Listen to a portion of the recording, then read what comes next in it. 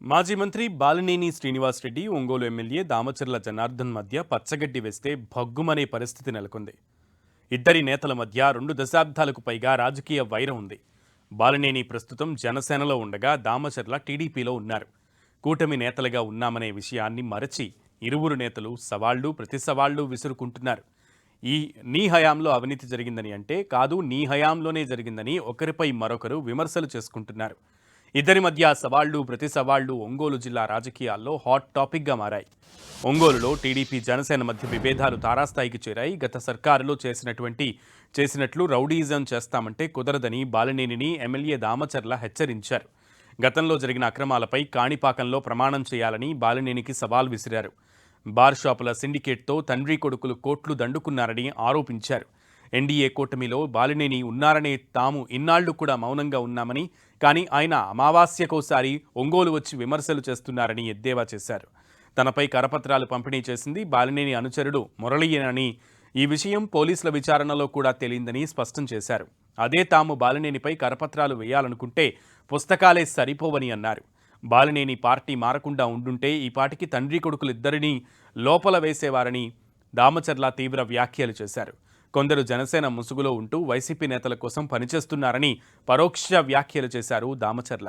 మరోవైపు TDP MLA Damacharla తీరుపై బాలినేని శ్రీనివాసరెడ్డి సంచలన ఆరోపణలు చేశారు.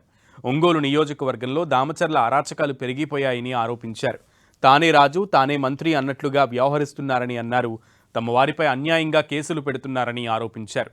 తమ ఓపిక నశించిందని, ఇకపై చూస్తూ ఊరుకోబోమని వార్నింగ్ ఇచ్చారు.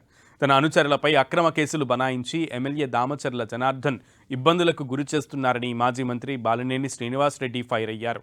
తాము తప్పు చేయలేదని, అయితే దమ్ముంటే తనను తన కుమారుడిని జైల్లో వేయాలని బాలినేని సవాల్ విసిరారు. స్థానిక విషయాలను చంద్రబాబు, పవన్ దృష్టికి తీసుకెళ్తానని బాలినేని చెప్పారు. ఒంగోలును ఎవరు డెవలప్ చేశారో అందరికీ తెలుసన్నారు.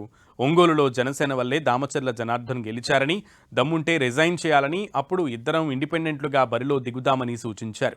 వచ్చే ఎన్నికల్లో తాను 30,000 మెజారిటీతో గెలవకుంటే రాజకీయ సన్యాసం తీసుకుంటానని, నీవు గెలవకపోతే రాజకీయాలు వదిలేస్తావా అంటూ ప్రశ్నల వర్షం కురిపించారు మాజీ మంత్రి బాలినేని. ఈయన నన్ను మా అబ్బాయిని లోపలేపించేవాడు అంట జనసేనలో జరిపితే. నువ్వు ఎవడువే నన్ను లోపలేసే పెట్టుకో, నువ్వు అధికారం నన్ను కేసులు పెట్టుకో, నిన్ను ఎవడు లెక్క చేస్తాడు స్వామి? ఇవన్నీ ఏం మాట్లాడుతున్నావు నువ్వు? ఏంది లోపల వేపిస్తా? పెద్ద మొగడువే నువ్వు? మాకు చేత కదా ఎందే నువ్వు లోపలేపించేది? పద్ధతి మాట్లాడటం పద్ధతిని నేర్చుకో. ఏదో లోపల వేయించాడు, ఏదో లోపల వేసాడు. మేము ఏం తప్పులు చేసావు? నువ్వు చేసావు ఇప్పుడు తప్పులన్నీ. మగవాడు అయితే ఛాలెంజ్ చేస్తున్నావు. నువ్వు మగవాడు అయితే నేను చేసినప్పుడు జరిగిన ఈ విషయాలు, ఇప్పుడు ఈ 2 సంవత్సరాల్లో జరిగిన విషయాలు ఎంక్వైరీ ఏమని చెప్పి నువ్వు చంద్రబాబు నాయుడు గారికి చెప్పాలా. నేను కళ్యాణ్ గారికి చెప్తా.